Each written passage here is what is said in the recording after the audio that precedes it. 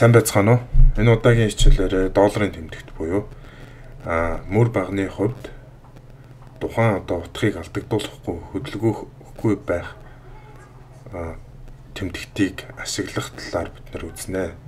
За тэгэхээр энэ тэмдэгтийг ойлгох тулд би ерөнхийдөө тооны хүрдийг долларын тэмдэгт ашиглаад хэрхэн хялбар Excel програм дээр хийж болох вэ гэдгийг харцгаая. За миний энэ зүүн болохоор яг системээс болоод жоохон удаан гацж байна. За ингээд зүүмлээд жоохон том болчих. За ингээд хэвлээ. Эхлээд утгуудаа оруулж өгнө. За 1 2 гээд одоо 2-ын хүрднээс эхлээд явъя гэвэл 1-ийг үрчгэн 2, 2-ыг үрчгэн 2 гэх мэтлэнгээр явъя гэсэн санаагаар үснэх зохион байгуулах гэж байна. За тэгэхээр энэ хоёрыг идэвхжүүлээд энэ баруун доод дууланд байгаа. За та бүхэн сайн хараарай. Энэ болонд одоо гарч ирэх нэмэх тэмдгийг дээр бид нар бол дарах ёстой. За одоо харцгаая. За ингээд нэмэх тэмдэг гарч ирэхээр нь доош нь татна. 6 за 8 9. За тэгвэл бүгдээрээ эхлээд туршаад үзье. Аливаа томыг оруулахдаа тэнцүү. За үржүүлэх гэж байгаа тоогоо урд нь авчи. За хэдээр үржүүлэх вэ? Нэгээр үржүүлнэ. За enter дарлаа. За ерөнхийдөө энэ үржүүрийн хувьд бол зөв харагдаж байна. За тэгвэл бүгдээрээ хоош нь 3 9 хүртэл авъя. За энэ дээд багны хэсгийг ингэ идэвхжүүлж хагаад за энэ хоёр тишээ харсан сум гарч ирж байгааг харж байгаа. За тэгэхээр эндээсээ татгаар за багныхаа хэмжээг ингээд тохируулах боломжтой байдаг. За тэгвэл бүгдээрээ энийг ингээд татаад үзье. За энэ нүднүүдийн маань хэмжээ жижиг учраас энэ цагт хэлбэрээр утгууд нь гараад ирж байна. Тийм учраас эндээс жоохон сунгаад нэр нэгээ багтааж өгөх хэрэгтэй.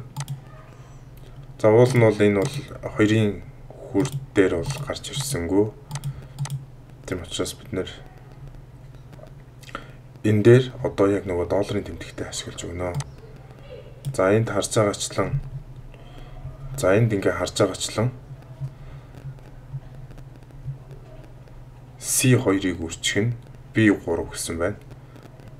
За доош нь дараагийн нүдийг сонгоод үзэхэд C3-ыг үрчгэн B4 гээд. Өөрөөр хэлбэл бид нэр зөвхөн C 2 дээр байгаа 2 гэсэн утгаар үржүүлээд 2-ыг 2-оор 1-ийг 2-оор гэх мэтлэнгээр үржүүлж явах хэрэгтэй. Тэгтэл энэ маань болохоор C3 үед за C3 үед тэгэхээр одоо 2-ыг B3-аар үржүүлэхээр чинь за эхнийх бол зөв байна. За дараагийн хувьд болохоор C3-ыг гэж байна. За C3 болохоор 2-ыг за B4-оор үржүүлээ гэж. За 2-ыг 2-оор үржүүлсэн. За энэ хэсэг зөв байна. За тэгвэл дараагийнх нь 2-ыг одоо 3-аар үржүүлэх ёстой. Тэгсэн чинь C4-ийг буюу 4-ийг B5-аар үржүүлээ гэсэн байна. Тэгэхээр 4-ийг 3-аар үржүүлээд 12 гэдэг. За энэ дээр харж байгаачлан ямар өөрчлөлтүүд гараад байна гэхээр за бид нэр энэ мөрийн хувьд бол өөрчилж өгөхгүй бол 2-ыг өөрөөр хэлбэл бид нэр төгжиж өгөхгүй бол за 2 гэдэг утгаа алдаад байгааг та бүхэн харж байгаа. За тэгэхээр бид нэр эндээс F4 гэдэг товчлуурыг ашиглаад 2 гэснүүд байгаа C2 гэдээ өөрчилжээ.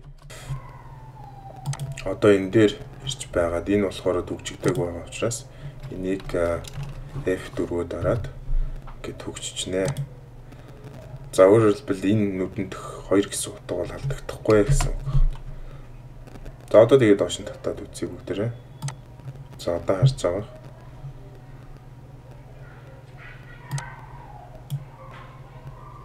За тэгвэл одоо зөв болж байгааг та бүхэн харж байгаа. За гэвч энийг одоо хойш нь татах үед энд байгаа үйлдэл маань 3-ыг үржих 1 гэдэг маань 3 гарах хэрэгтэй байсан. Харамсалтай нь энд байгаа үйлдэл хувьд бол C3 нүдийг одоо үржихээр болчиход байна. Тэгэхээр C3 гэдэг маань 2-оор үржих болчиход байгаа учраас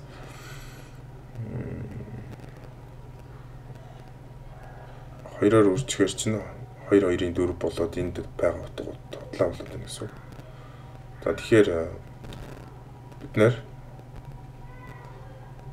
уул нь бол 3 гэдэг нүд маань D2 дээр байх ёстой. Тэгэхээр D2-оор үржүүлж өхийн тулд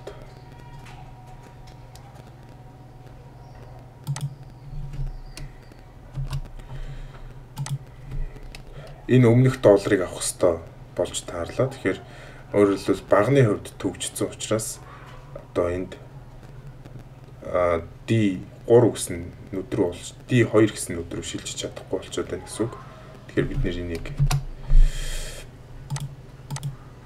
энэний хувьд засах хэрэгтэй гэсэн үг байна. За одоо харцгаая. За 6 болсон. Тэгэхээр одоо юу гэсэн үг гэхээр 2-ыг ямар ч гэсэн мөрийн хувьд бол одоо мөрийн хувьд төгжигдсэн гэсэн үг. Тэгэхээр D2 C2 гэдээ яваад байна гэсэн үг. За энэ мөрөнд байгаа утгуудыг л аваад байна гэсэн үг. Тэгсэн боловч одоо C3-аар D2-ыг үржиж байгаа учраас C3 гэдэг маань 2-ыг энэ 2-ын үржил болчиход байна. За уул нь бол бид нэр 3-ыг одоо 1-ээр үржүүлэх буюу B3 гэдэг нүдээр үржүүлэх ёстой байгаа. За B3 гэдэг нүдээр үржүүлэхийн тулд бид нэр энэ чи юу засах ёстой вэ гэхээр энийг багны хувьд бити одоо хөдлөхгүй байх ёстой гэдгийг зааж өгөх ёстой болчиход байна. Тэгэхээр ингээд засчээ. За тэгээд машин татаад үцгэе. За одоо зөв ажиллаж байна. За одоо тэгвэл бүгдээрээ энэ дээр 2 клик хийгээд товшчвал энэ маань доошоо автоматар бүх одоо багны хувьд бодоод харуулж байгаа та бүхэн харж нэмэх тэмдэгтэй болгож байгаа татчвал за бүгдийг ингээ бодоод гаргачихж байгаа та бүхэн харж байгаа хаа. Ингээ анхаарал хандуулсанд баярлалаа.